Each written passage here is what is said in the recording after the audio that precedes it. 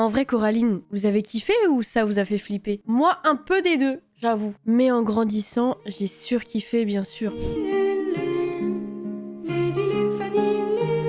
En 2009 sort le film d'animation Coraline. Le film est produit par le studio d'animation Laika et réalisé par Henry Selick, qui est déjà connu pour avoir réalisé L'étrange Noël de Monsieur Jack, merveilleux film. L'histoire commence donc avec Coraline Jones, une jeune fille de 11 ans qui déménage avec ses parents dans une vieille maison divisée en plusieurs appartements. Cette maison est appelée le Palais Rose, comme on le voit au début du film. Elle va se sentir négligée par ses parents occupés et elle s'ennuie dans la nouvelle maison. Et un jour, elle découvre une petite porte secrète qui l'amène à un monde parallèle étrangement similaire au sien. Sauf que tout semble parfait, ses parents alternatifs sont plus attentionnés, les voisins sont plus colorés et la vie semble parfaite. Mais Coraline réalise rapidement que ce monde parallèle n'est pas aussi merveilleux qu'il n'y paraît. Les habitants ont des boutons à la place des yeux. Rien que ça, c'est un indice qu'il y avait quelque chose qui allait pas. Et ils sont déterminés à retenir Coraline pour l'éternité. Elle doit alors affronter l'autre mère, la créature sinistre qui dirige ce monde parallèle pour sauver sa propre vie et celle de ses parents réels qui ont été enlevés. Ça fait beaucoup de problèmes pour une petite fille. D'où vient l'histoire de Coraline?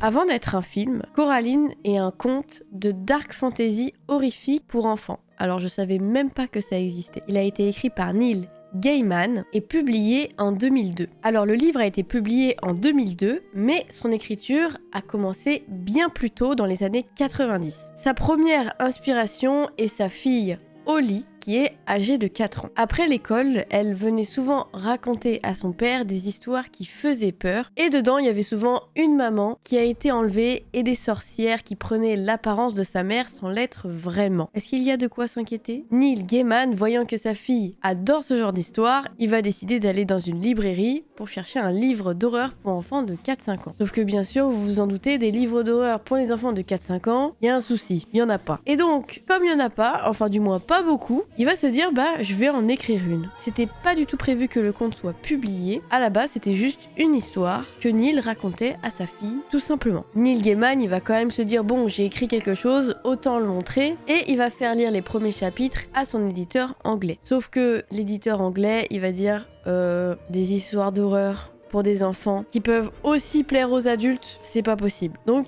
il va dire que c'est pas du tout publiable et Neil Gaiman il va mettre son projet de livre d'horreur de côté pendant même plusieurs années. Et lorsque sa deuxième fille Maddie atteint le même âge, c'est-à-dire 4-5 ans, et qu'elle veut aussi des histoires d'horreur, décidément dans cette famille il y a quelque chose avec l'horreur, il va décider de reprendre son projet et va le montrer à un éditeur américain. Et lui, il va être beaucoup plus intéressé. Et d'ailleurs, au départ, la protagoniste principale s'appelait Caroline. Sauf qu'il y a eu une erreur de frappe et Gaiman a décidé de garder le nom de Coraline. Il trouvait que ça correspondait beaucoup plus à la personnalité du personnage. Et je suis d'accord, si je peux me permettre. En 2001, avant même que le livre soit publié, presque une décennie avant la sortie du film en 2009, Gaiman demande à son agent d'envoyer une copie du livre seulement à 2 personnes, Tim Burton et Henry Selick. C'était un bon choix, 2 personnes. Il va espérer qu'un des deux soit d'accord pour l'adapter en film. Gaiman, il a pas peur, il vise haut. Une semaine plus tard, il reçoit un appel d'Henry Selick, il adore Coraline et il voudrait en faire un film. Si c'est pas beau ça. Comment s'est passée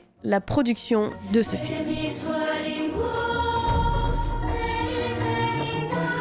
Henry Selick est un réalisateur américain spécialisé dans l'animation en stop motion. Vous savez, c'est les films qui sont faits en pâte à modeler, où il y a plein de photos qui sont prises les unes après les autres, et du coup ça fait bouger les personnages. Ce genre de film quoi. Et parmi ses œuvres les plus connues, on retrouve L'étrange Noël de Monsieur Jack et James et la pêche géante. Une première version du scénario va être écrite, et elle va vraiment reprendre le conte de Gaiman. Et Selick qui va dire qu'il y a juste assez de contenu pour faire un film de 47 minutes. Ça fait plutôt un court métrage. Ça fait pas assez pour un film. Donc, Selick va décider de s'éloigner de l'histoire originale, sauf qu'il va préserver la personnalité de chaque personnage et l'essence de l'histoire. Et donc voici ces différences. Dans le film, l'histoire se déroule aux États-Unis et pas en Angleterre comme dans le livre. L'apparition d'un nouveau personnage, Pat B, soit YB en anglais, parce que dans le livre, Coraline elle se promène beaucoup toute seule et Selick voulait qu'elle ait quelqu'un à qui parler, qu'elle ait un interlocuteur de son âge. Ça rend le film un peu plus vivant, au moins elle parle pas toute seule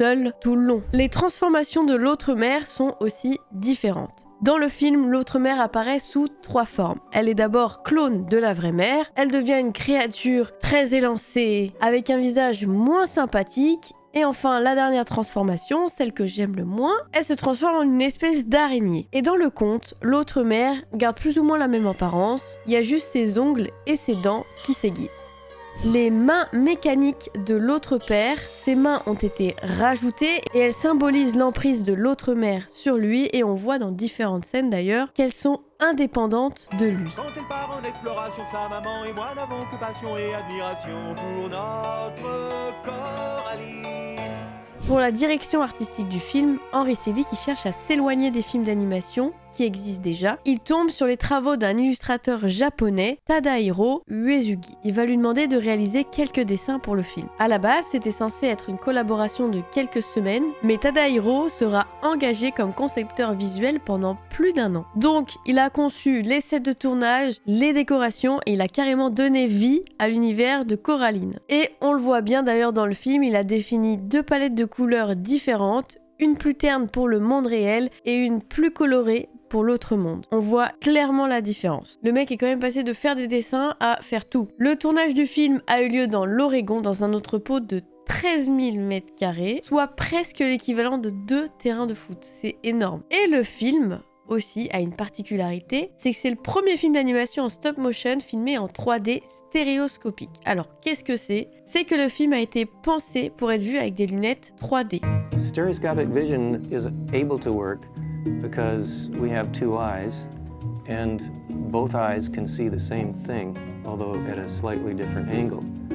When we're shooting a small puppet, we prefer these 2 cameras to be as close together as her eyes are. Pour créer l'effet, il aurait fallu que les 2 caméras elles soient aussi proches que les 2 yeux de Coraline le sont, environ. On est d'accord que c'est impossible, ça doit faire peut-être ça, 2 caméras aussi proches, c'est pas possible. Il n'y a pas d'appareil photo qui soit aussi petit, qui soit... Alors peut-être que si ça existe, mais alors à mon avis c'est une très mauvaise résolution. Donc pour cette solution, ils ont utilisé une seule caméra, ils ont pris une photo, décalé un petit peu la caméra et pris une deuxième photo. En fait, ils se sont pris la tête et donc ça fait 2 photos, donc pour les 2 yeux. Alors je sais pas si vous imaginez, mais pour une image, 2 photos ont été prises. Okay, well here's an idea. We'll only have 1 camera. We'll shoot a picture from here, and then we'll shoot a picture from here. And then we'll animate our little puppet, and we'll shoot a picture from here, and we'll shoot another picture from here. Donc Coraline finalement, c'est comme si ils avaient fait 2 films en un. En une semaine, ils faisaient 90 à 100 secondes de séquences tournées. Même pas 2 minutes en une semaine. Coraline va aussi apporter d'autres nouveautés. C'est le premier film d'animation en stop motion à utiliser des imprimantes 3D. Le studio d'animation Laika s'est spécialisé dans l'impression 3D de plein d'objets différents servant au film, comme les visages des personnages ou une petite poignée de porte. Et c'est beaucoup plus pratique du coup que la pâte à modeler parce que comme ça ils peuvent imprimer un maximum d'expressions faciales. Parce qu'en réalité les visages des personnages sont constitués de 2 pièces imprimées en 3D. Une pièce pour la partie supérieure du visage et une autre pièce pour la partie inférieure. C'est beaucoup plus simple pour créer plein d'expressions différentes et aussi faire bouger la bouche parce que notre bouche elle bouge beaucoup plus que notre haut du visage. Je sais pas si vous voyez ce que je veux dire. C'est pour ça que c'est pas une seule et même partie qui fait tout le visage. En tout, en associant chaque partie de visage, le personnage de Coraline est capable de jouer 207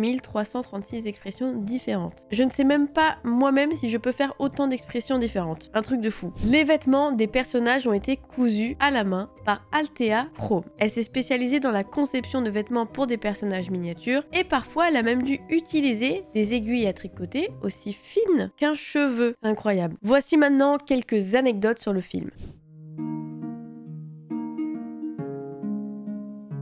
Au début du film, quand la famille Jones emménage au Palais Rose, on peut apercevoir le camion de déménagement tenu par les Ranft Brothers. En réalité, les frères Ranft font référence à de véritables personnes. Les frères Ranft ont tous les 2 travaillé chez Disney et Pixar en tant qu'animateurs, sculpteurs et acteurs de doublage. Et ils ont même collaboré avec Henry Selick pour la réalisation de L'étrange Noël de Monsieur Jack. Joe Ranft a également co-réalisé le film Cars de Pixar. Et il n'y a pas seulement le nom dans le film, il y a aussi les personnages des déménageurs qui sont façonnés à leur image. Malheureusement, Joe Ranft mourra en 2005 d'un accident de voiture. Il était considéré par ses collègues comme étant le cœur de Pixar et Selig a voulu le rendre hommage en le faisant apparaître dans ce film. Et en plus, dans le film, quand Joe Ranft reçoit un pourboire, on peut voir également que sur le billet, il y a la tête du réalisateur Henry Selick. Quand Coraline s'installe au Palais Rose, elle va faire la connaissance des résidents qui habitent dans les autres appartements. Et il y a quelques détails qui peuvent nous donner des indices sur leur passé. Déjà, il y a le voisin russe, Sergei Alexander Bobinski, qui voudrait créer un cirque de souris acrobatique, évidemment, qui n'a pas envie de faire ça. Et donc ce monsieur Bobinski, il a une teinte de peau bleue, et il a une médaille accrochée à sa poitrine, et cette médaille existe réellement et porte la référence 4A3C. C'est un code qui fait référence à la centrale nucléaire de Tchernobyl. Cette médaille était donnée aux liquidateurs après la catastrophe nucléaire de Tchernobyl. Les liquidateurs, c'était ceux qui ont participé à la campagne de consolidation et de l'assainissement du site juste après le drame. Et ces personnes, elles ont été exposées à de fortes radiations et ça pourrait expliquer pourquoi M. Bobinski, il a la peau bleue. Parmi ses voisins très bizarres, on retrouve Miss Pink et Miss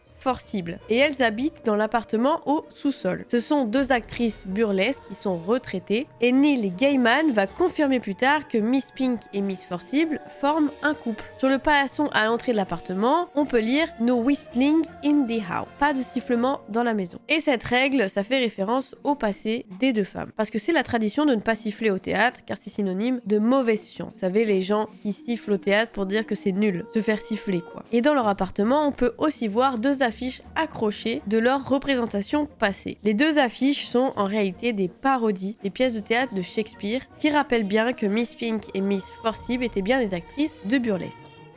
Les autres adaptations du conte. En plus du film, Coraline a eu d'autres adaptations. Le conte a été adapté en roman graphique par Greg Russell. Il y a aussi eu une comédie musicale.